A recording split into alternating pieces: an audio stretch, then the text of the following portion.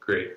Good evening, everyone. It is Tuesday, January 26th, 2021. This is the first meeting of this year for the Michigan City Plan Commission. And Skylar, if you could take the roll. Mr. Dabney's not here. Miss Espar? Here. Mr. Gallus? Here. Mr. Granquist? Here. Mr. Gresham? Here. Mr. Klinder? Here. Mr. Sperling? Here. Mr. Wright? Present. Mr. Zimmer? Here. Attorney Hill? Here. Okay, we're ready to go. We have a form. Good. Great. We'll waive reading the policy of conduct and procedures, but have them inserted into the minutes, please. And then the next item of business is election of officers, because this is the first meeting of the new year. So I'll turn it over to Skylar to do that. Okay, so I'll step in and act as the secretary right now. I will open up the floor for election of the president, nomination and election of president. Hey, Skylar, could I ask who the officers were last year? Absolutely. The officers last year were Larry as president. Oh, who's our vice president? I forgot. I was.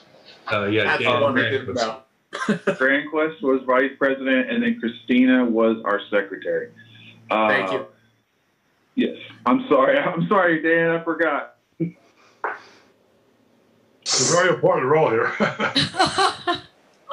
It's been a rough year. It was a rough year. So, Yeah, that's an understatement. Yeah. I'll open the floor back up for nominations for president.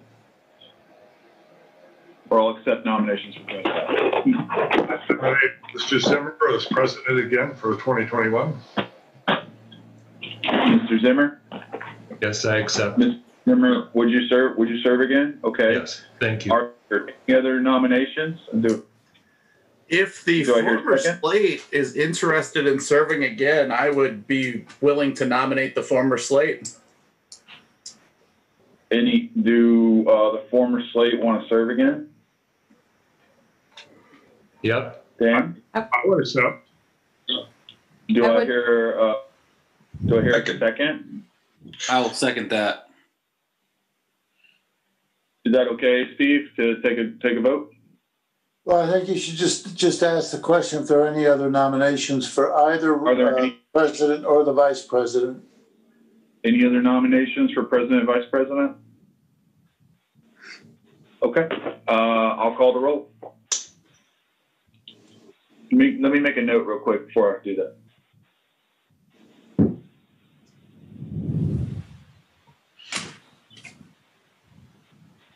Okay, you ready? Ms. Espar? Are we voting? Aye.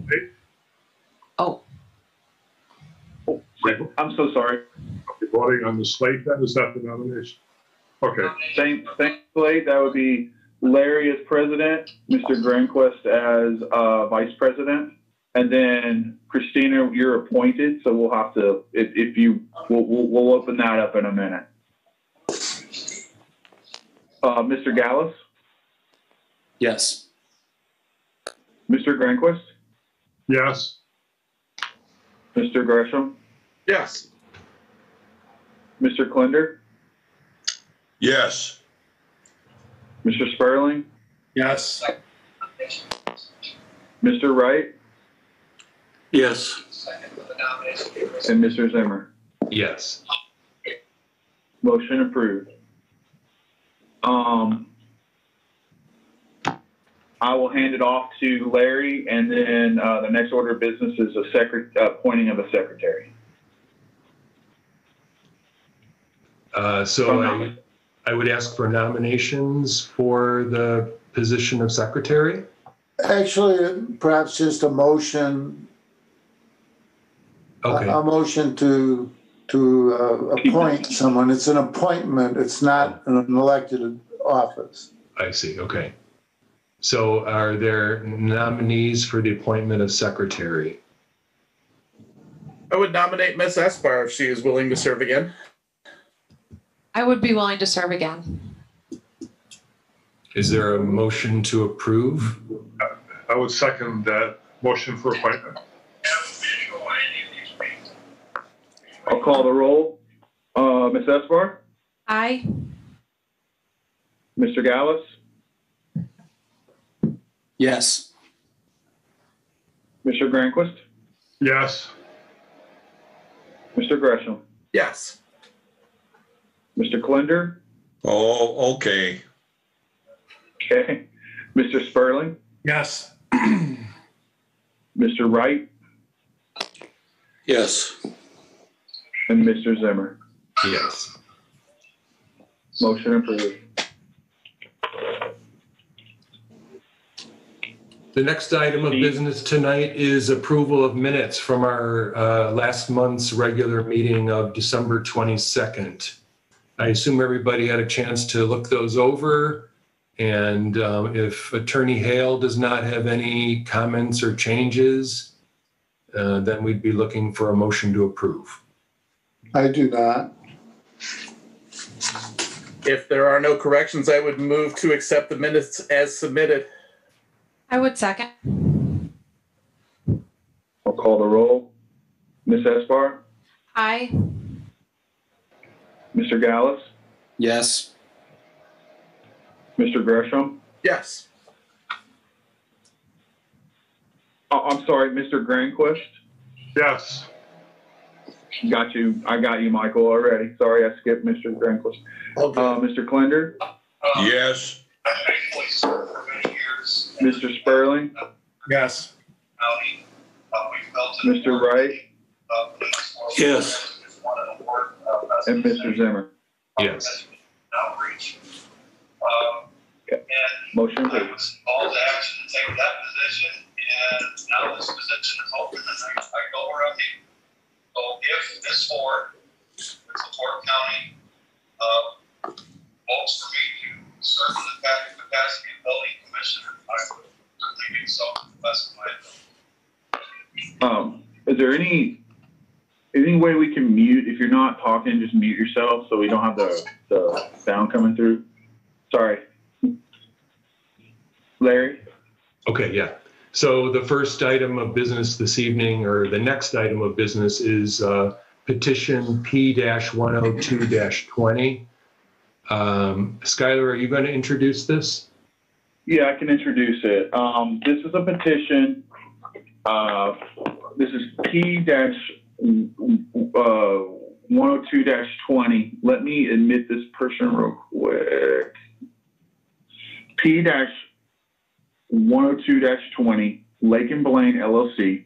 They're requesting a rezoning from M2 to R1E, and they're located on approximate 2.25 acre parcel situated between Blaine Street, Mulligan Street, Center Street, and Lake Ave for potential residential development. They'll be represented tonight by Attorney Barry Mcdonald, and this is continued from 12/22/20. You might recall that. Mm-hmm.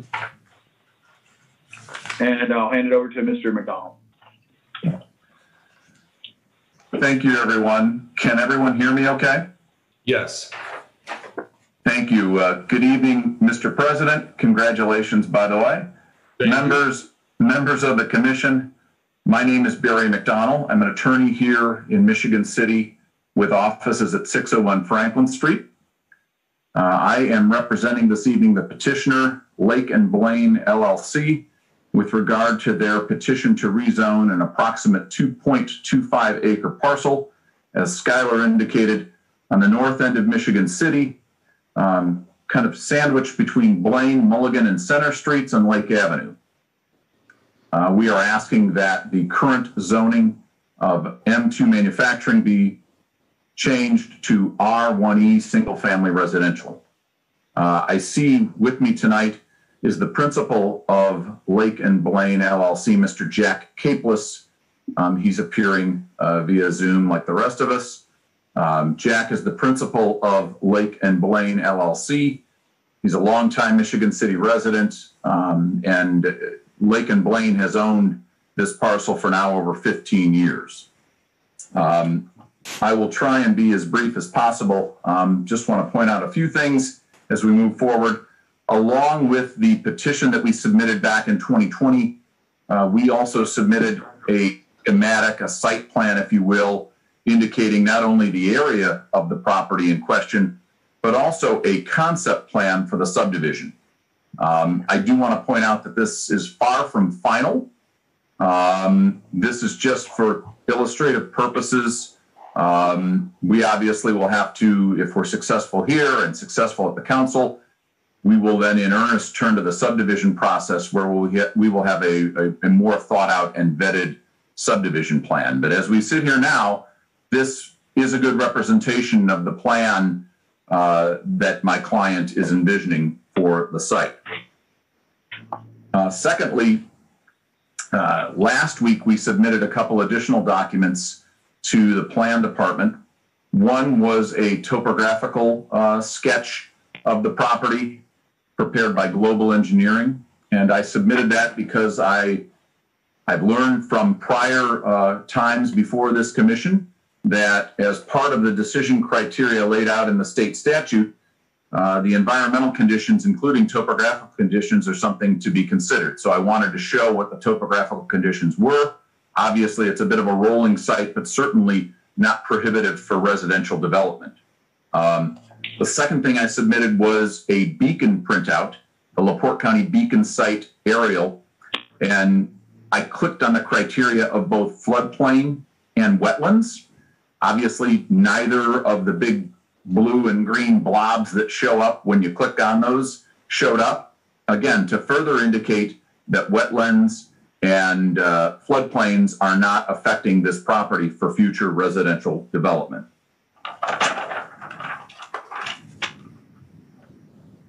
Two additional points for consideration. Number one, we are well aware of the department reports that the Plan Commission received and the department received from both the water department with regard to a sewer main, a private sewer main on the property.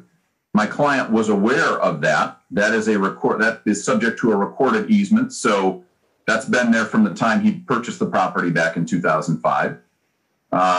Secondly, there was a department report from the sanitary district indicating the presence of a large sewer line. That we were not aware of because there is no recorded easement for that sewer line.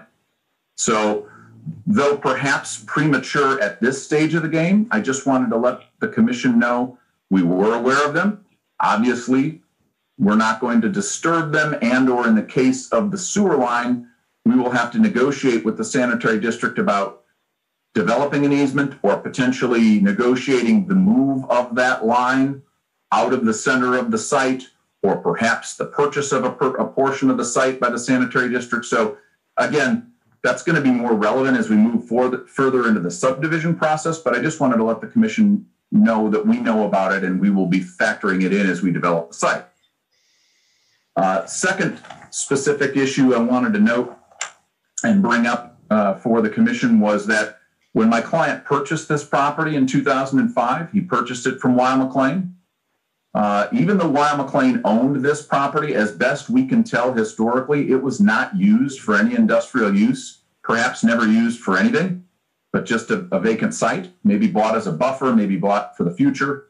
But in 2005, the deed did contain, as do all deeds if you've ever seen a Weil McLean deed when they've sold some of the property surrounding their facility, it contained an environmental restrictive covenant.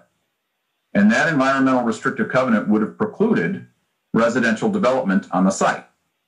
However, because again, there really were no environmental issues on the site, my client in 2009 obtained a recorded release of the environmental restrictive covenant. So there is no covenant that would prohibit further residential development on the site. Just again, wanted the commission to be aware of that.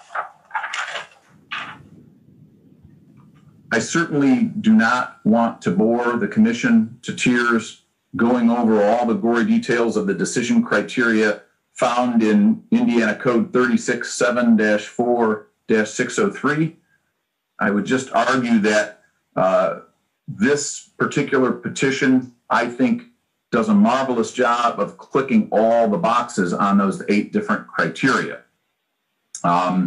Just to hit a couple of the highlights, that criteria speaks about the property being consistent with the county land development plan, and certainly those familiar with all of the different plans that particularly the city of Michigan City has done regarding the North End, the lack of inventory for additional North End and Sheridan Beach property is a problem. And so developing this site to allow for single family conforming residential use is certainly in keeping with the development plan of the county and the city of Michigan City.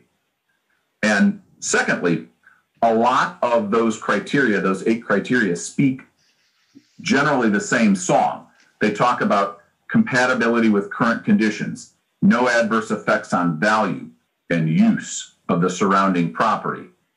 Certainly the current conditions and the criteria speak about a change in either technological advances or developmental changes making the current zoning inappropriate. And here, certainly many, many, many decades ago, when this was envisioned to be perhaps an extension of Weil-McLean, the zoning made sense. Certainly now, in light of the fact that nearly every property surrounding this, but for the neighboring warehouse, which I believe is owned by B&E Marine and probably used for boat storage and other storage, all the other property along Mulligan, Blaine, Center, Arndt, everything in the neighborhood is zoned R1E. So this change really keeps this property in keeping with what already exists. So just kind of in summary, a lot of times I think, as I've been before this commission over the years seeking a zoning change, doing nothing is a viable option. In other words, I think the commission has every right in a lot of instances to do nothing. But here I would argue doing nothing creates one of 2 less than desirable outcomes. In other words, keeping it manufacturing allows for A, which is probably the better of the 2, which is nothing happens. The property just sits and does nothing forever. That's one option. That's not great planning from a city standpoint, not making property productive. The second and perhaps less enviable result of doing nothing would be that there actually is manufacturing and industrial development on the site, which is perfectly allowed right now, meaning that all of the surrounding neighbors would be subject to noise, pollution, lighting, truck traffic. It's amazing that, honestly, that Weil-McLean's trucks manage to get back through that neighborhood, but somehow they do. But the presence of another significant industrial development in that neighborhood, I think, would be a disaster for those who have invested a significant amount of money in their homes in the neighborhood. So that's my kind of summary of the petition. I thank you. I thank you on behalf of Jack, Mr. Capeless, for your time. Ask again for your favorable recommendation to move ahead to the City Council for the zoning change. And certainly we'll try and answer any questions, as will Mr. Capeless if the commission has any. Thank you very much. Great. Thank you, Barry. I think before we take questions, let's hear all the reports. So if Skylar wants to give his report, and then Mr. Hale, and then everybody can ask their questions and make their comments. Yeah. I'll give my report, and then I'll speak a little bit afterwards. So just bear with me for a minute. This is a report for P102-20, a rezoning of Blake Blaine and Lake LLC. The request is to rezone a rezoning of property from present into heavy industrial to R1E waterfront single-family residential. Staff analysis. The property in question is approximately 2.25 acres of vacant land that is currently zoned for M2 heavy industrial. According to Indiana Code 36-7-4-603, in considering a request for rezoning, the Planning Commission shall pay reasonable regard to 1, the comprehensive plan, which you may recall we have a comprehensive plan, MC 2040 comprehensive plan, momentum. 2, current condition and character of current structures and uses in each district. 3, the most desirable use for which the land in each district is adapted. 4, the conservation of property values throughout the jurisdiction. And 5, reasonable development and growth. Staff makes the following findings.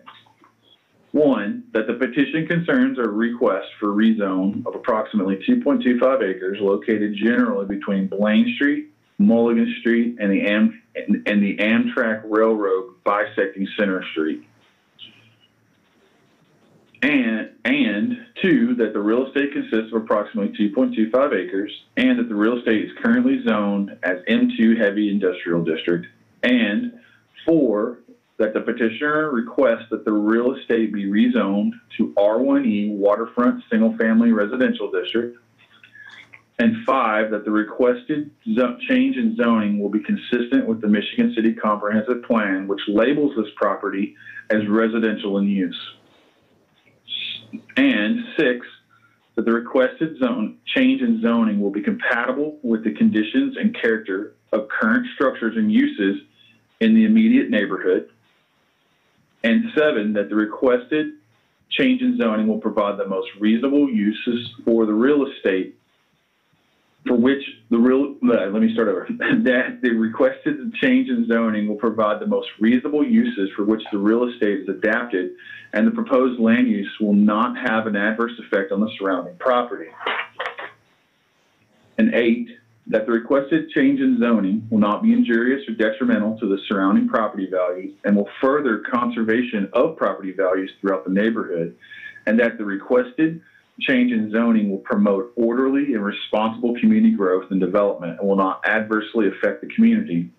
And 10, that the topography, soil condition, and other physical features of the real estate, as well as its location in the area of predominantly residential uses and zoning, are suitable for the proposed use and zoning change, and that there are no covenants or restrictions running with the real estate which may be affected in a manner by the proposed rezoning. And 11, that the requested change in zoning is not spot zoning, which confers a special benefit on a relatively small tract without commensurate benefit to the community. And 12, that the requested change in zoning will not disrupt or destroy any neighborhood plan. And that 13, that the requested change in zoning will better promote and facilitate the development of real estate than the current zoning, which allows uses that could be detrimental to the preservation of the property values, environment, and uses in the surrounding neighborhood. And with that, I'll say that when we wrote our comprehensive plan, this particular parcel was of interest to, I remember this was of interest when we wrote the comprehensive plan. We couldn't imagine it maintaining its M2 zoning in the future. And it's actually, we saw it as a detriment to the neighborhood that we were seeing investment into. I would hate to see a parking lot or a storage area for Wall McLean or some other industrial storage there that could really be of significant impact to that area and that neighborhood and possibly prevent further investment. So I just wanted to preface kind of my recommendation with that. Staff recommendation. The planning staff has reviewed the proposed request for the rezoning and recommends approval of the petition based on the findings above. With that, I'll open it up for questions for me, or if you want to hear Steve's report first. Yeah, Mr. Hale, why don't you give us your report, please? My attorney report is for petition number P-102-20. The petitioner and owner is Lake and Blaine LLC. The request, as you know, is to rezone this property from M2 Heavy Industrial to R1E Waterfront Residential District. I know, first of all, I always like to note for the record that I've had an opportunity to review all the documentation which was supplied by the petitioner. I find that it meets all of our requirements and is in order, and you're free to consider this matter. Next, at the risk of boring you with repeating some of my reports in the past, I would just briefly remind you that our zoning ordinance allows property owners, as well as the Common Council or the Plan Commission itself, to seek changes in our zoning map. And that is what is happening here.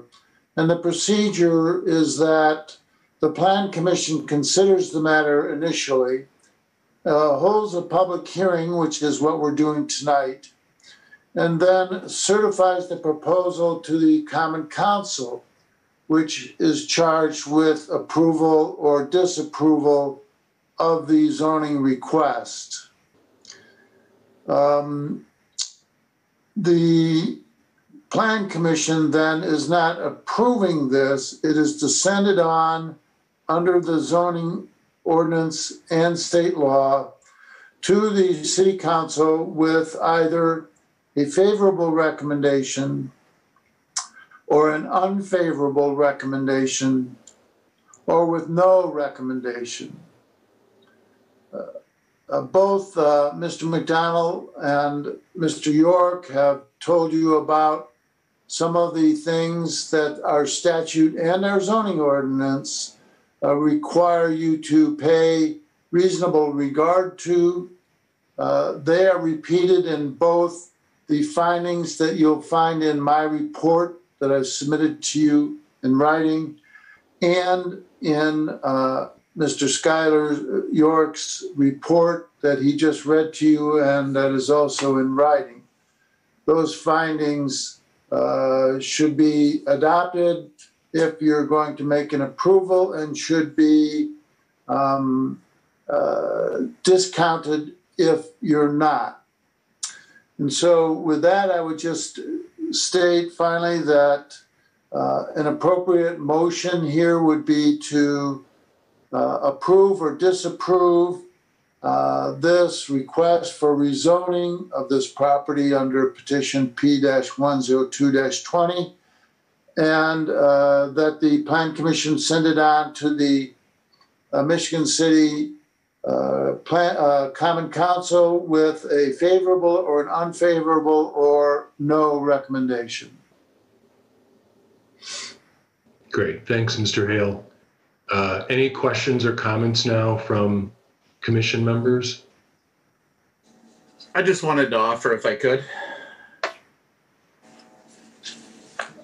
Yes, please. Very exciting. In my personal opinion, having done this for about a decade now, this little Canada/Hungry Hollow kind of neighborhood is one of the more underutilized, more underappreciated parts of town. If you look at similar communities in kind of our peer lakefront group, you don't find very many open sections of land this close to a beach or lakefront.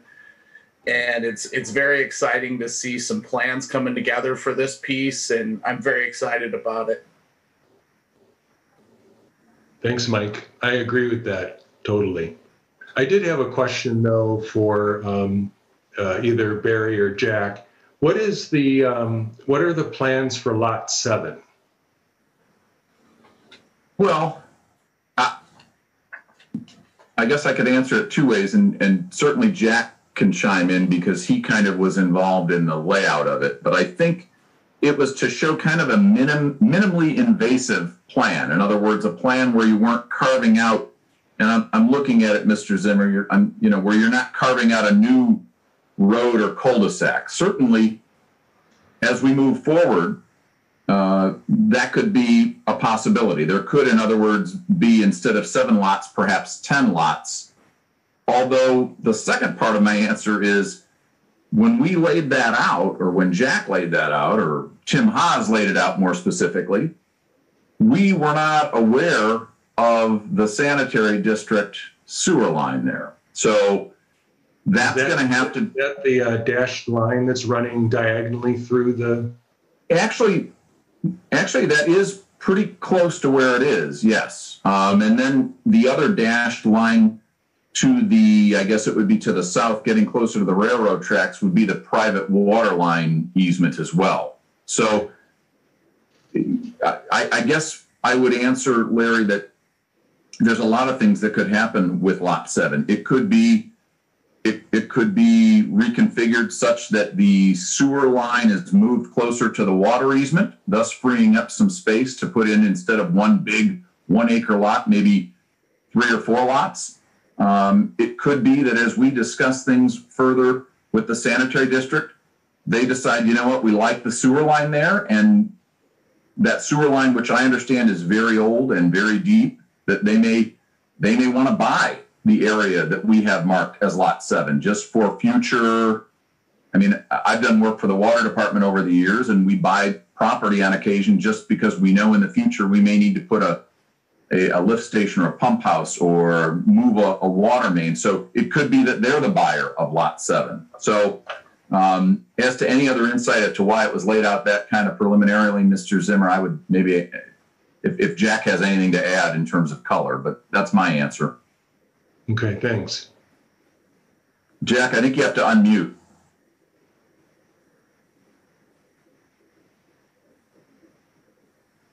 Thank you.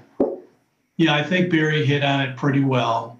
You know, the idea was to do it with conforming lots and try not to put in streets and cul-de-sacs and too much. So there is some uncertainty about what you're calling Lot 7. You know, the thought is maybe it could be a couple of lots that enter in off Mulligan Street. But it does so happen that there's, you know, the issue with the sewer line without an easement that's part of that area too. So in some ways, what I picture is the lots along Blaine Street, you know, something will happen with those quicker. Great, thank you. Sure. Any other questions, comments?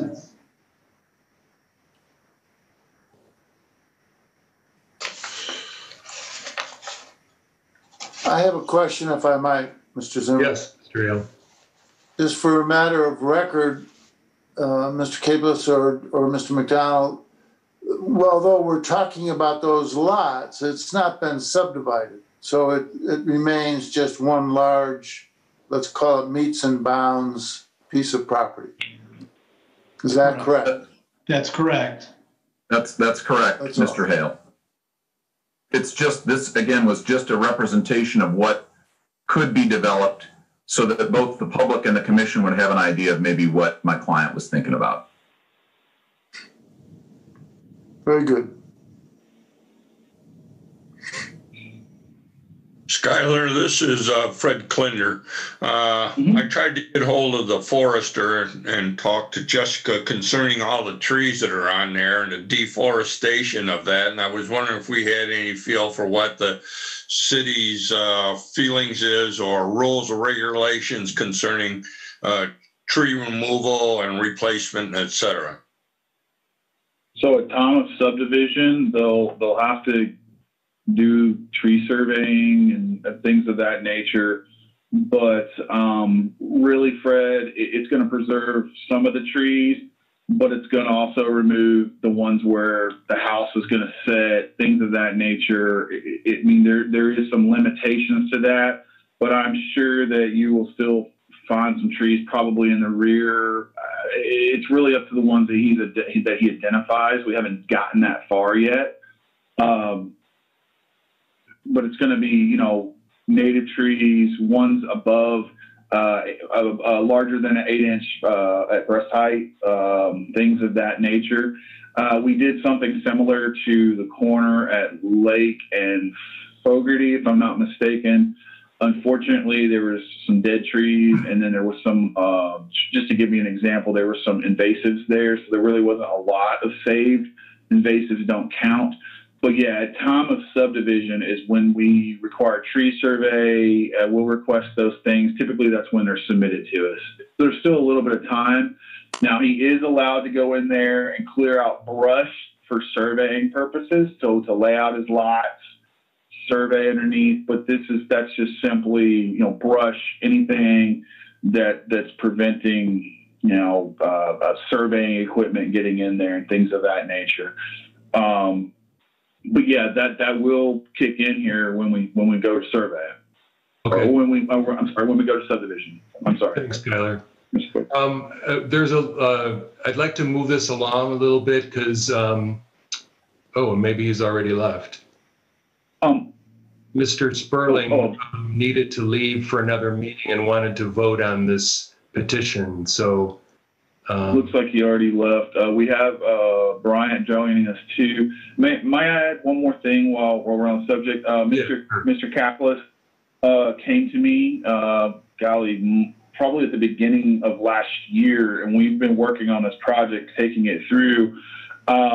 He kind of offered up some scenarios, and I'm glad that he wanted to do this. This is really what he wanted to do, and I was very happy that this came through, just to add some more support from the planning department to get this from M2 to a residential use where it just makes sense for this neighborhood. So.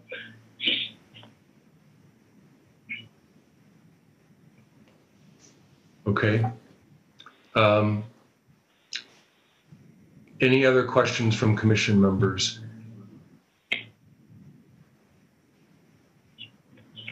At this point, Mr. Hale, would we open it for public comment? Yes, it should be open for the public and any remonstrances.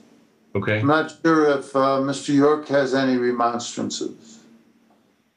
I don't, but I see Miss Eleanor is here, and I know that she represents the neighborhood there. I don't know if I'll open it up if she'd like to make any statements, because I know she's come to a lot of meetings when we kept moving it forward. Very good. Skylar, for inviting me. Everything sounds great. Ms. Everyone in the. Would you give us your name and address, please? Of course. Eleanor Hartman, 230 Fogarty Street, Michigan City, Indiana. Thank you. I just want to express that everyone in the neighborhood is delighted at the aspect of having single-family homes developed there. We're really excited about it. I think it'd be a wonderful, wonderful addition to the neighborhood. Great, thank you. Any other public comment? Bryant Dabney's joined us, Larry. He's got his hand up. I know it's not public, but if you want to recognize him, I'm not. Just recognize that he's joined the meeting? No, I think he wants to say something. Oh, all right, sure. Yeah, I don't know who was responsible. Somebody just let me in the meeting, so I came on just a couple minutes late. But I didn't get a chance to make a comment on this, and I'm happy to see actually that this is going from heavy industrial to residential one. So single family home. This has been a discussion that's been going on with Ellie and others in the group over there with the big concerns with, Wild McLean being around there. Because if they were to buy this property, they could turn into a parking lot or do whatever with heavy industrial, something like that. So I'm really happy that it's being rezoned as residential. So we can keep that feel in the neighborhood, single family homes. So I just wanted to make that comment. And Ellie, I'm waving at her right there. I don't know if she sees me, but she's one of my favorite people over there. So I love dealing with her. Thank you. Thanks, Brian. So I guess if there's no other public comment, then I guess we would move into a motion.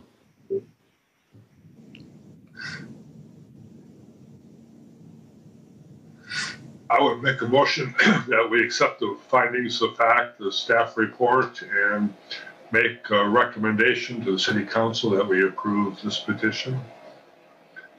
I would second that motion. Thank you. We have a motion and a second, Skylar. I'll call the roll. Mr. Dabney, Aye.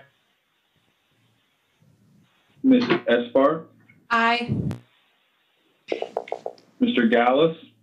I have to abstain. Okay.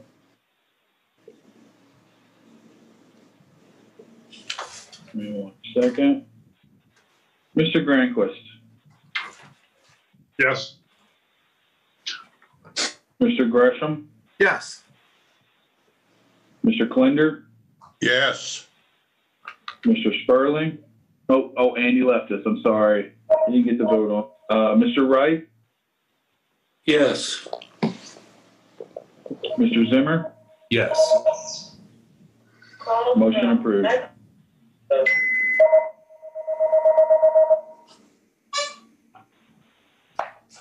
Very good. Congratulations, Barry and Jack, and good luck on your project. We look forward to seeing it develop. Mr. Zimmer. Thank you. Thank you Yes, for sir. serving our community. Thank you very much.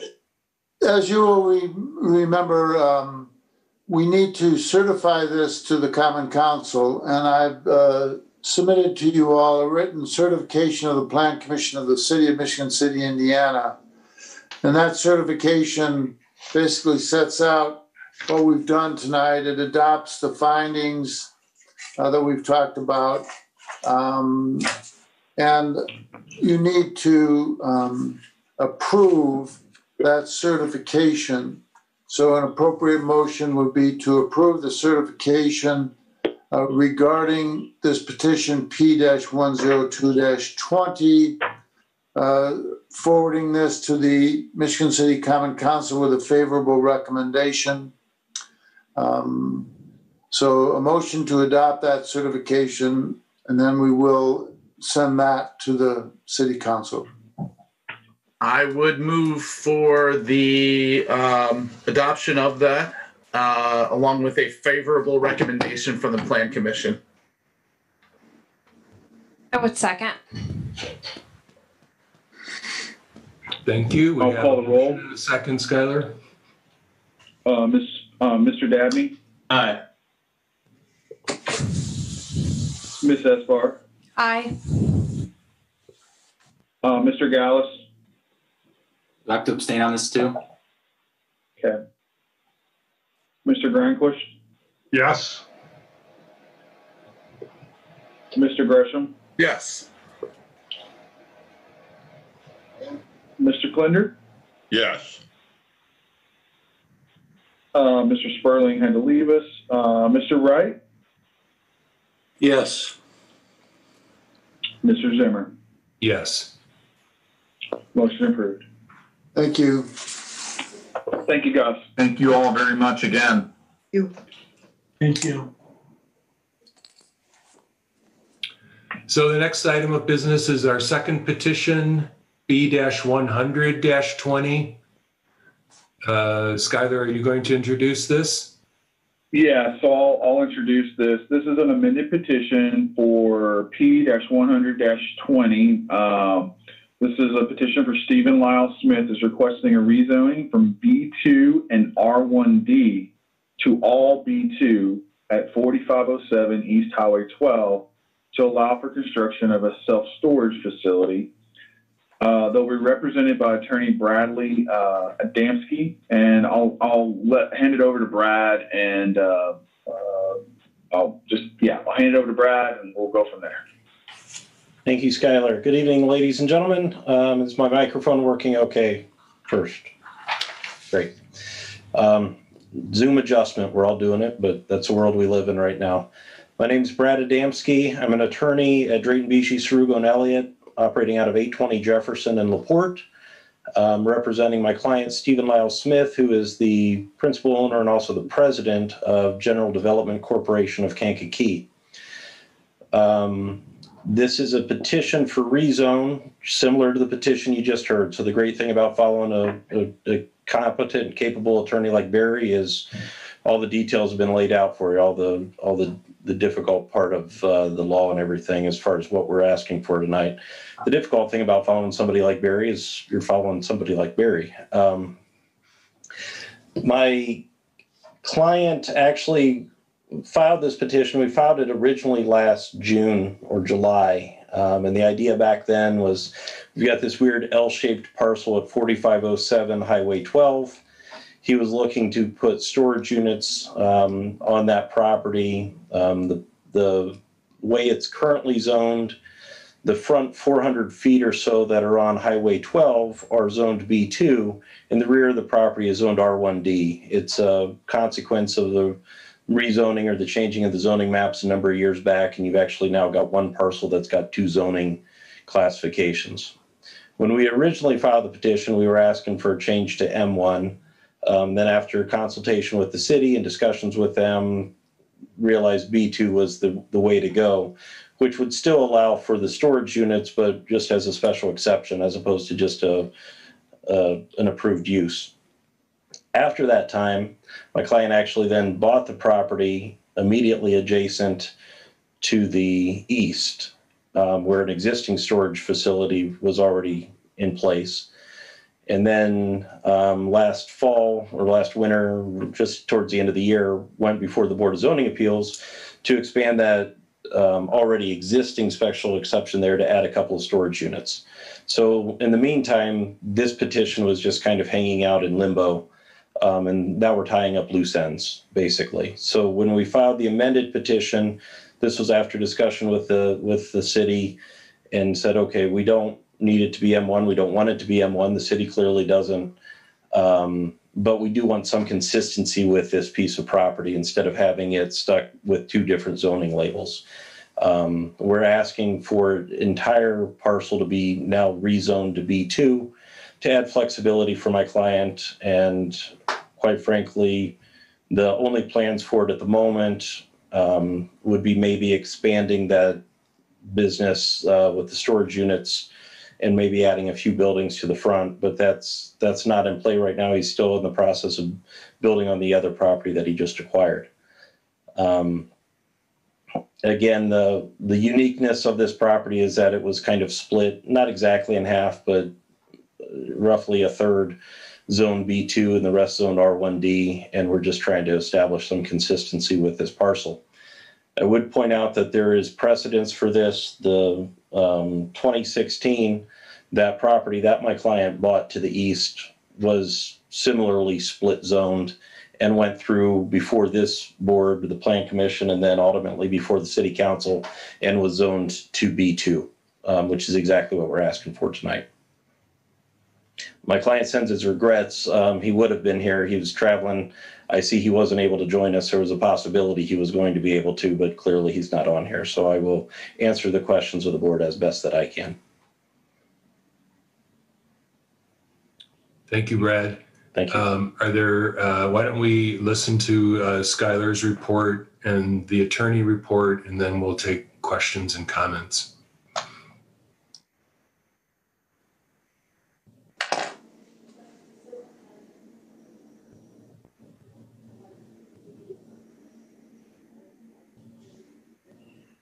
Skylar, you're muted. Skylar, you're muted. Yep. Obviously, haven't been. You'd think I haven't done this before. Sorry. This is a report for P-100-20, rezoning of 4507 East Highway 12. This is for the petitioner is Stephen Lyle Smith. The request is a rezoning of property from present B2 and R1D to all B2 general commercial zoning district. Staff analysis.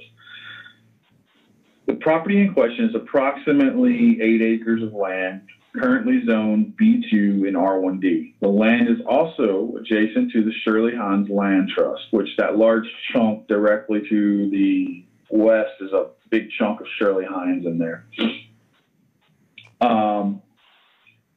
That's just one of my analysis.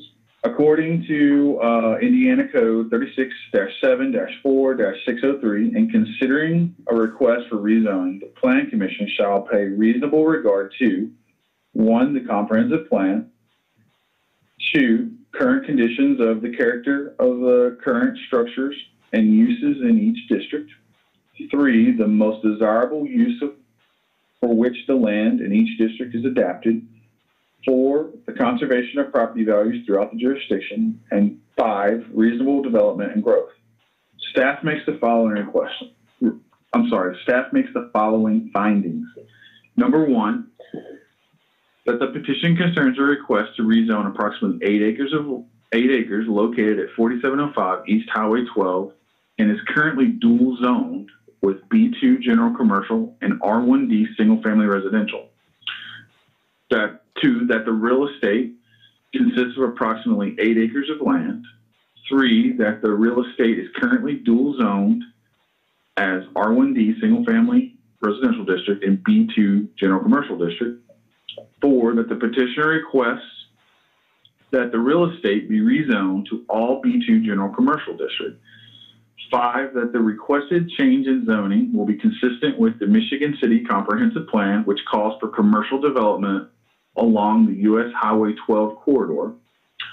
6, that the requested change in zoning will be compatible with conditions and character of current structures and uses in the general vicinity and directly adjacent to the property in question. 7, that the requested change in zoning will provide the most reasonable uses for which the real estate is adapted, and the proposed land use will not have an adverse effect on surrounding property. 8, that the requested change in zoning will not be injurious or detrimental to the surrounding property values and will further the conservation of property values throughout the area. 9, that the requested change in zoning will promote orderly and responsible community growth and development and will not adversely affect the community.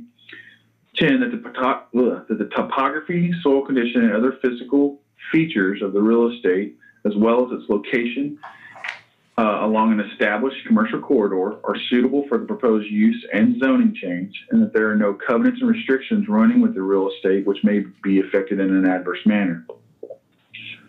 11, that the requested zoning change is not spot zoning, which confers a special benefit to a relatively small tract of land, tract without commensurate benefit to the community. And 12, that the requested zoning change will not disrupt or destroy any neighborhood plan. And 13, that the requested zoning change will better promote and facilitate the development of the real estate than the current zoning, which does not define a boundary of where commercial use begins and residential use begins, thereby being very cumbersome for development of the individual parcel. And I might add that the reason I brought up Shirley Hines earlier, it's just one of my findings, analysis. We're always looking for buffers between uses, and having that Shirley Hines, there's a road, Fraser Road, that goes through there. There are a couple of houses back in there, but having that large chunk of Shirley Hines, which they keep things in perpetuity, I don't see that ever developing, and that provides a really good buffer between a B2 use and those residential uses along Fraser back there, having that large chunk of heavily wooded land right there. And I do believe there's some wetlands in that land as well. So it's virtually going to be impossible for Shirley Hines to, I don't think they would ever sell that or develop that, but it provides a good buffer. That's why I brought that into my analysis with this. Staff recommendation. Planning staff has reviewed the proposed request for the rezoning and recommends approval of the petition.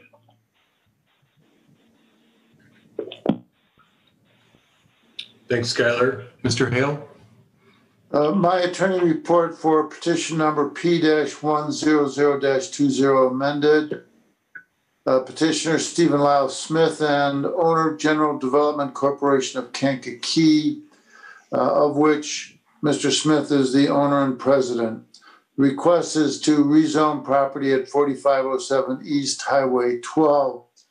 The rest of my report, which you have in front of you in written form, is a mere repetition of what I just stated as to the prior petition. They're both the same, requesting zoning and the standards that you're to follow and the process that this body is to follow are the same. You should approve or disapprove of this petition, and as part of your motion, indicate that you wish to pass it along to the Michigan City Common Council with a favorable or an unfavorable or no recommendation. Finally, I would repeat again that I had an opportunity to very thoroughly review the notice documentation supplied by the petitioner. I find that it's in order, that it meets our requirements, and that you're free to consider this matter.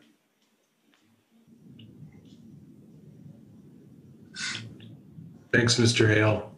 Any questions or comments from commission members? I would if I could. Yes. Couple quick questions and a comment. I think this is probably Skylar. If I'm remembering this area, this was recently changed to narrow to one lane on Highway 12, and there's kind of a turn lane built in there now. Yep. In the future, if there was potentially another entrance added, could that present a problem? Is that something that would happen with subsequent processes down the line? Is it something we should think about here? Mr. Gresham, great question. Yeah, they kind of just dropped the one lane on us one day. We go driving down the road and it's one lane. Yeah. Yeah, it was kind of shocking to me as well. So we won't control the access there. We don't control the curb cuts. It's probably going to be controlled by the state, and I'd probably defer to Mr. Wright on that. He probably knows. I think he's had probably more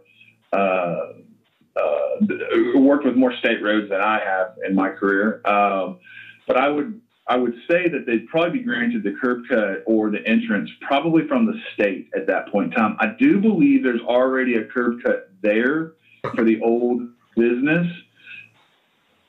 But I guess we would have to rely on what they would present to the state to demand either a moving of the curb cut, another curb cut, removal. I guess that's, and I would probably defer to Mr. Wright on that to make sure that I'm not speaking out of turn. Jeff, you have any comments on that? Thoughts? I don't, Skylar. It's all kind of hypothetical at this point without seeing a plan or a proposal in front of me. It's any curb cuts, any curb cuts onto 12 would go to the state. I think any of the plans somewhere. Any of the plans that would get submitted to us, we would go through and review. Even if the state issued a building or a driveway cut, I don't think that prohibits this. The plan commission or the building review people to scrutinize the overall plan and include the driveway approach. If we didn't like it. But sure. It's really hard to say without something concrete in front. Michael, I might add, Mike, that down on 421, there's two parts to our reviews when land was developed. Like, say, let's take the Papas, for example. We know there's a right in, right out there. That was determined by the state rather than us. So they had to go seek that approval for what that entrance is. All that we approve are literally like everything up to that point is kind of within our purview. The state approved what the entrance was, and so they made the right in, right out. That makes sense. For tonight, all we're looking at is the rezoning issue, not any development plans of it, correct? Correct. Correct. Can I ask you a question? Mr. Zimmer? Yes, Mr. Hale.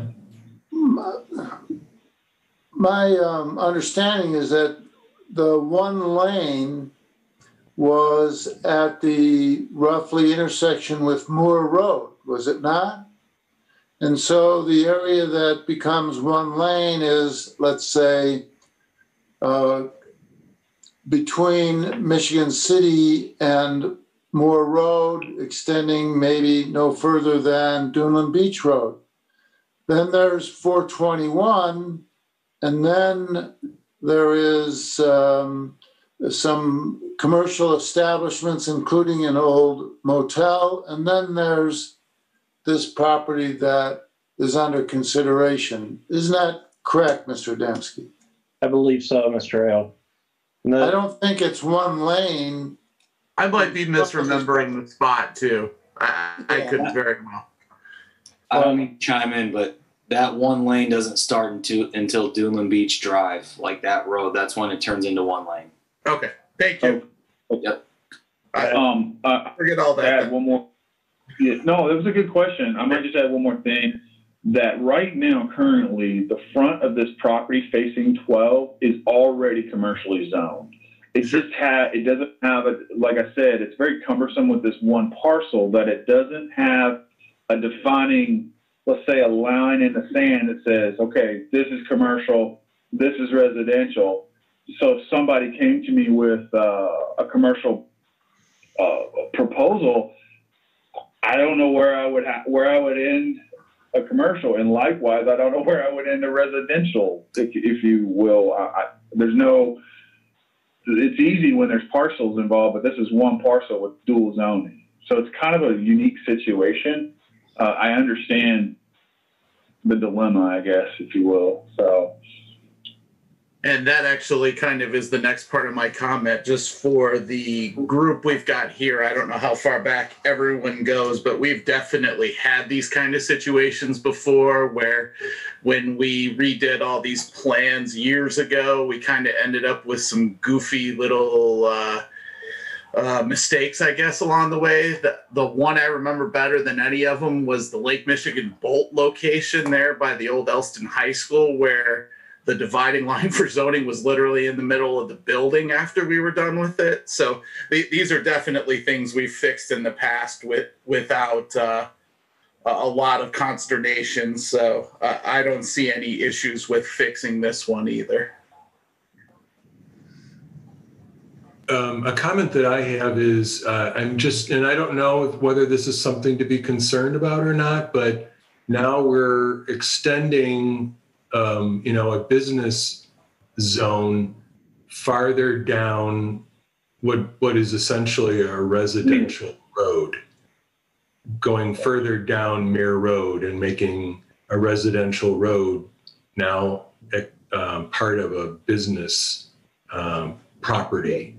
So I don't know, Skylar, or anybody there who think, what do you think about that? And because now there's going to be and there's going to be residences across the street now from this business zoned property. So a chunk of the rear of this property, and Brad, correct me if I'm wrong, if you look at the aerial, I believe there's a pond back there in that area, and I believe there's some wetland back there as well. Yeah. So there is probably some undevelopable space, if you will, with the wetland. I haven't seen a delineation. At a point of development, we'd look at delineation, things of that nature. I will say, though, without having a proposal in front of me right now, obviously, for development, but there are buffers that have to be maintained between any B2 and a residential, even though it's in the county across the street. Mere Road is the divider. It's still a residentially zoned piece of property, and there is a buffer that has to be maintained for that. And then, like I said, the other side of that is that on the Fraser side, there is actually some single-family residential there too. The good buffer is really that Shirley Hines. You're never going to rebuild something like that. That's probably the best buffer you could probably have between uses, is literally a tree, old growth tree buffer. But the buffers that exist between B2 and I don't have them in front of me, but there is a buffering requirement. So they probably have to have like a equivalent of a wall, a berm, plantings, etc. Or they may just choose to not develop that piece of land and leave it like it is, and rather focus on the other side of on 12.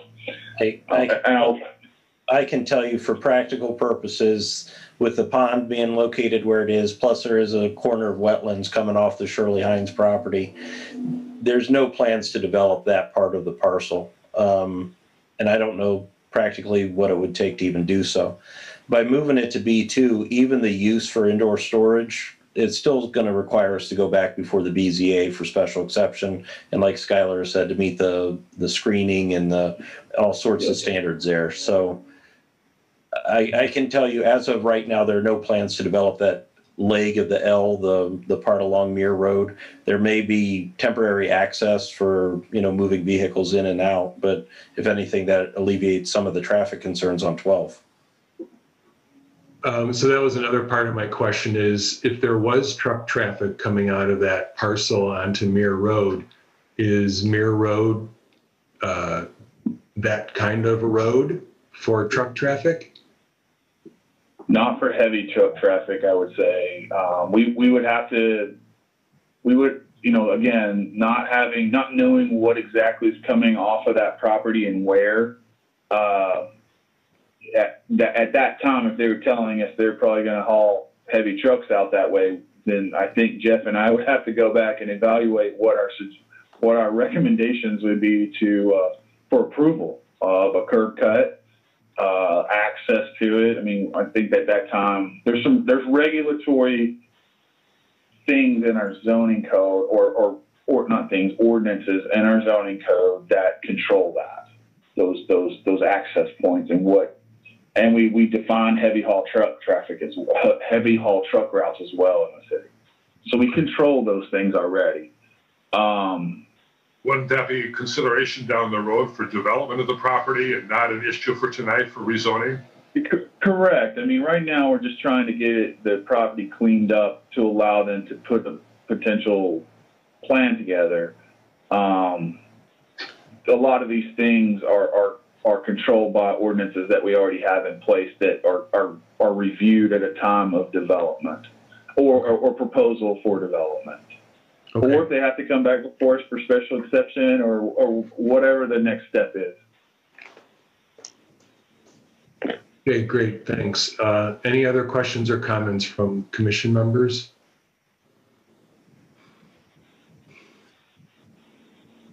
Is there any public comment? Anybody in the public that wants to comment on this petition?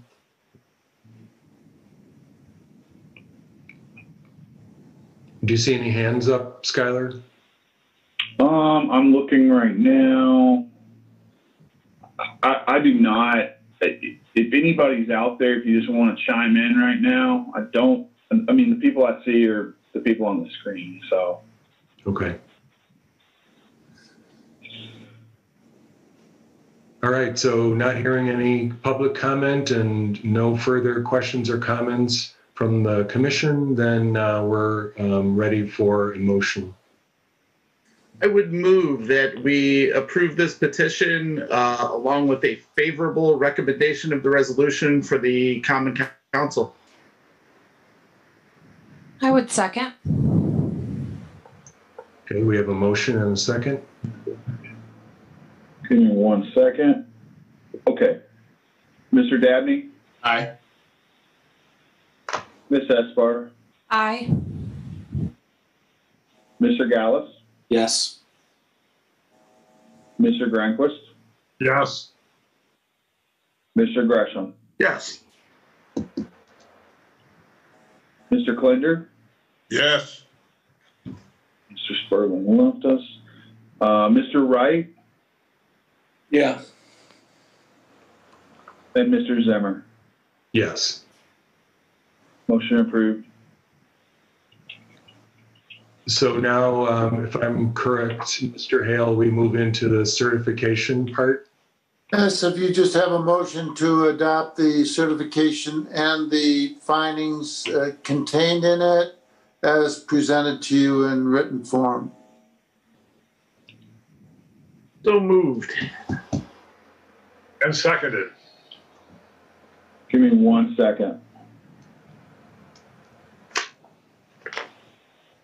Mr. Dabney? Aye. Ms. Esbar?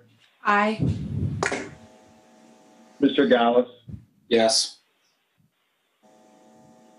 Mr. Granquist? Yes. Mr. Gresham? Yes. Mr. Klinder?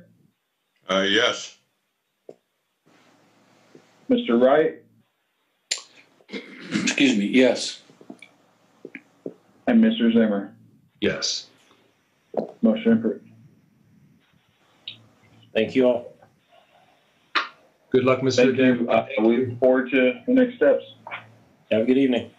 Yep, you too. Those are all of our petitions for this evening. Is there any new or old business to discuss? Right now, no, but there may be some in the near future. Okay. Bear with me. On the agenda, as a matter of formality, do we want to add an item for approval of the agenda after the roll call? Would that be appropriate? It's up to Mr. Hale. Question for Mr. Hale.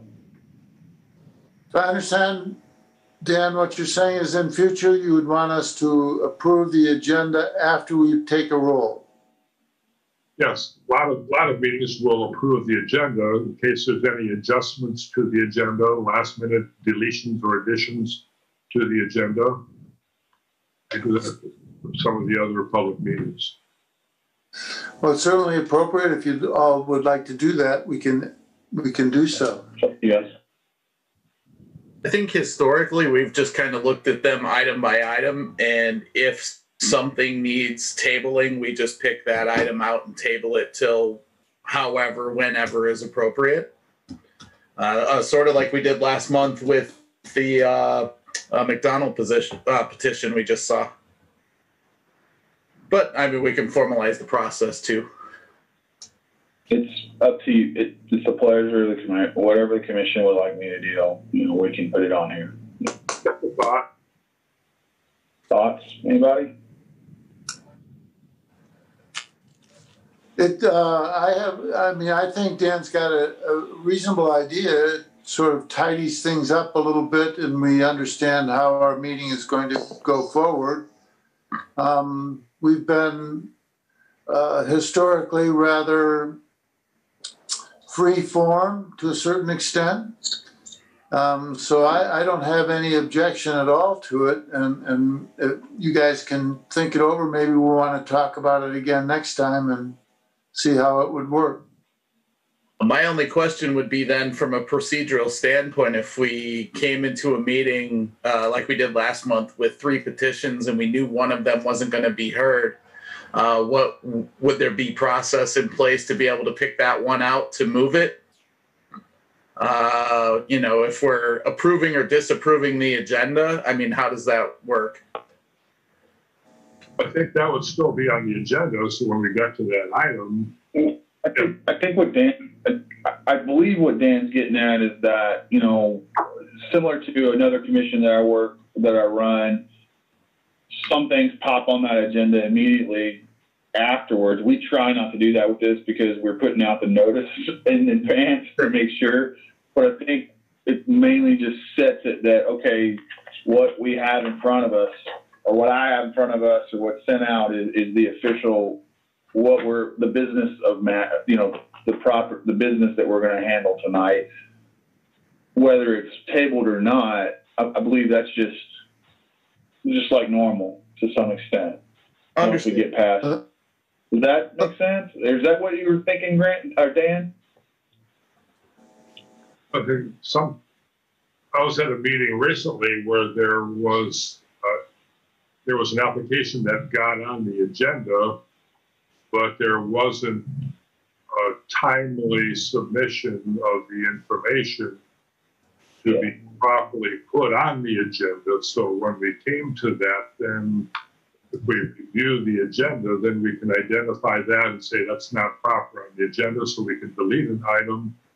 I've attended, for example, some county commission meetings where they would add something there. I don't know if there's any, obviously here we have some kind of public notice for most of our meetings. A lot of those things, Attorney Hale wouldn't apply like they would in some other meetings. Let me add to that. It doesn't come up for us very often because we have the notice requirements that are rather extensive and so many days before our meeting. So it really doesn't come up in that regard. However, it does happen, and we've all seen it somewhat frequently, that there'll be an item on our agenda, a petition, and the petitioner has not met our notice requirements. And at that point, for one reason or another, we want to preserve what's happened already, and we would want the public to hear that that's being pushed over to another date.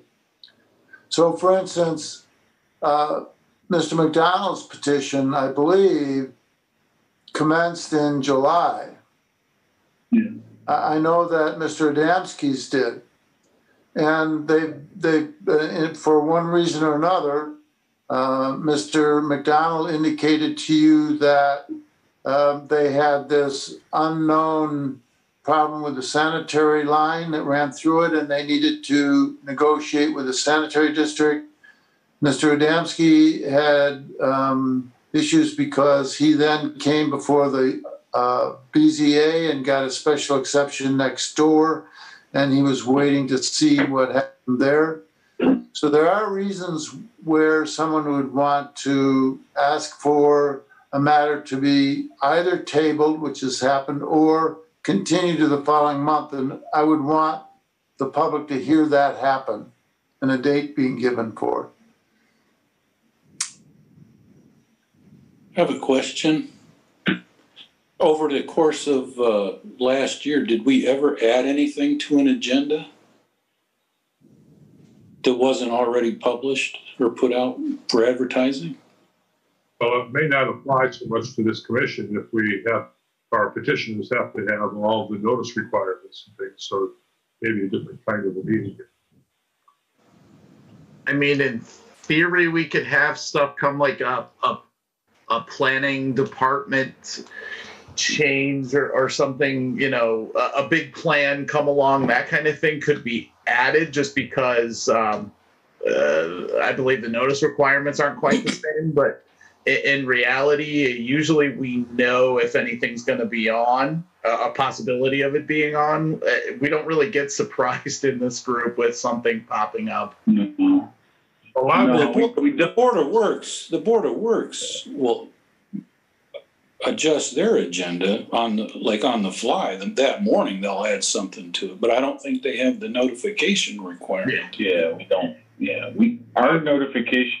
We have the state law that basically requires notification for just about everything. I mean, just about everything that we hear, unless it's something like changing our. I can't even think of an example. It's probably a poor example, like changing our petitions or something like that. If we're handling old business or something like that, but rezonings are required 30 days prior to even to start the noticing process, to work through that process, because each one requires no less than 10 days, no less than 8. You know, you have all that state law behind it that requires it be done meticulously. So,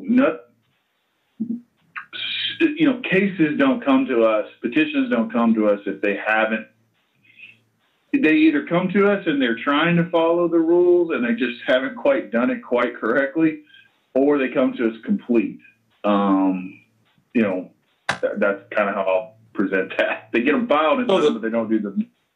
My question would be, the next question would be, are there things that we take on as a commission that don't require public notice? Well, depends how. If so, we could add those things. And so I think, I mean, if that's the case, then it would make sense that we would have approved the agenda that we added an item.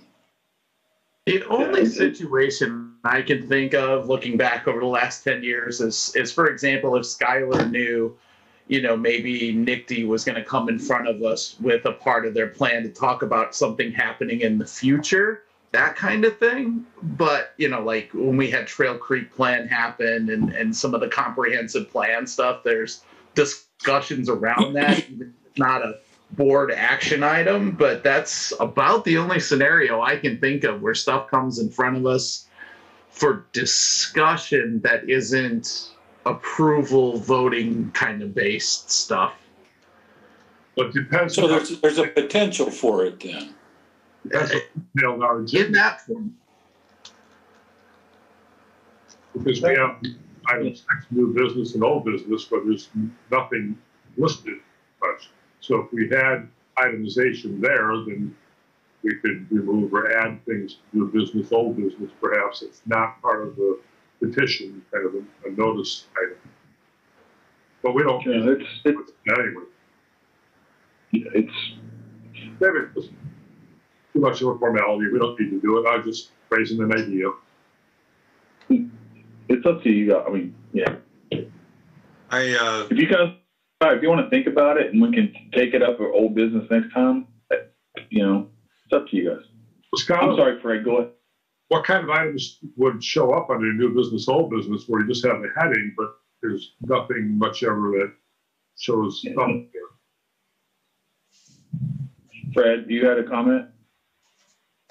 Well, I was just going to comment to the extent that it would obviously be one of the first items on the agenda, and it would indicate set the standard for the meeting, and as a result, probably do no harm. I don't see any detriment to having that included. I don't know the instance where we would ever need it or require it either in my experience on the Planning Commission. But again, I want to say, if it's a procedural thing that works out well in other areas, maybe it's something that we want to adopt. Excuse me.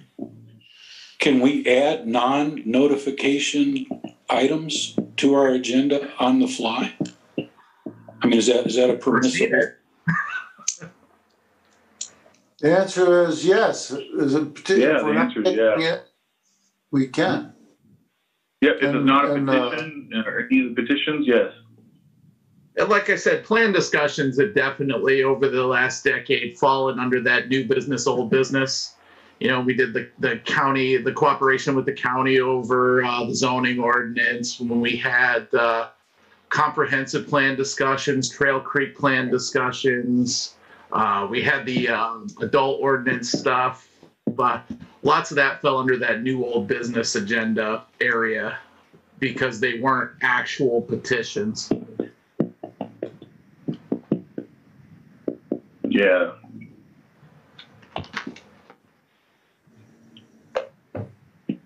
I don't know if I have any more comments. It's up to the pleasure of whatever you guys. If it's just simply adding it on to our agenda, it's that easy. I think we ought to bring it up at the next meeting. We get a chance to think about it, and we can vote on it then. Okay, fair enough. I would agree with that. Makes sense. Does that need a mo? I'm out of space. I'm out of motion space. Okay, so that was a new business item. Does anybody else have any new or old business? No, sir. Okay, I'll open it up for public comment then. Is there any public out there that would like to comment on anything related to the Plan Commission or petitions this evening or anything? Hearing none, Yeah. okay, we'll look for a motion to adjourn. Skylar, do we have anything in the works for February? Right now, no. But there are some exciting projects being talked about. I'll just say that, publicly. There's some exciting projects. There's a lot of land moving right now, hence why we're seeing some of these rezonings or potential. I think there's some pressure for housing as well, hence the rezoning. There's some things that are really happening. It's an exciting time in Michigan City. Great to It hear. really is. Look forward to next really week. is. There's a lot of things going on. So Look forward to the update. yes.